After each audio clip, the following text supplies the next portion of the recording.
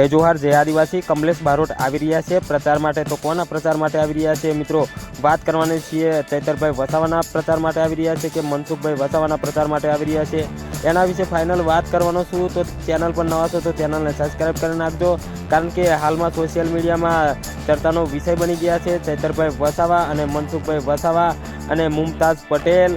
આમ તો બધા ઘણા બધા નેતાઓ આ જે ભરૂચની જે સીટ છે તેની પર નજર રાખી રહ્યા છે। એમ કહેવાય કે કોંગ્રેસ પણ ત્યાં તાક મારીને બેઠી છે, ભાજપ પણ તાક મારીને બેઠી છે અને કેજરીવાલ પણ તાક મારીને બેઠા છે। તો ખરેખર આખા ગુજરાતની અંદર સૌથી ભારે સીટ એટલે કે ભરૂચની કહેવાય છે। ત્યારે જ કલાકારોની પણ વાતો સામે આવી રહી છે કે કયા કલાકારો પ્રચાર માટે આવવાના છે દેડિયાપાડા વિસ્તારની અંદર।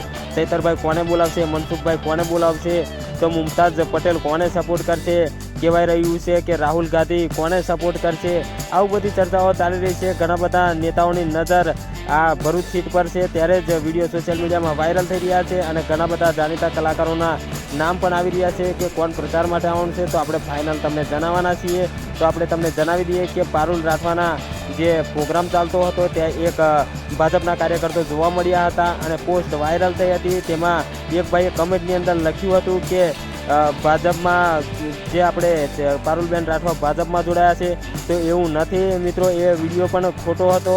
પારુલ રાઠવા ભાજપમાં જોડાયા એ આપણને ખબર નથી, કોંગ્રેસમાં જોડાયા એ આપણને ખબર નથી, કલાકારો કયા પક્ષમાં જોડાય છે એ આપણને કોઈ ખબર નથી। પણ આપણે વાત કરી લઈએ કે કમલેશ બારોટ કોના પ્રચારમાં આવવાના છે, તો મિત્રો કલાકાર એ તો કલાકાર જ હોય છે। અને વાત કરી લઈએ કે કલાકાર આમ તો ચૈતરભાઈ વસાવા બોલાવે તો પણ જઈ શકે છે, મનસુખભાઈ વસાવા બોલાવે તો પણ જઈ શકે છે।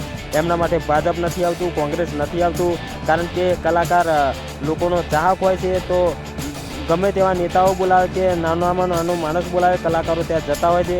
તો કોઈ કલાકારનો પક્ષ હોતો નથી। વિડીયો તમને કેવો લાગ્યો કમેન્ટમાં જરૂરથી લખજો।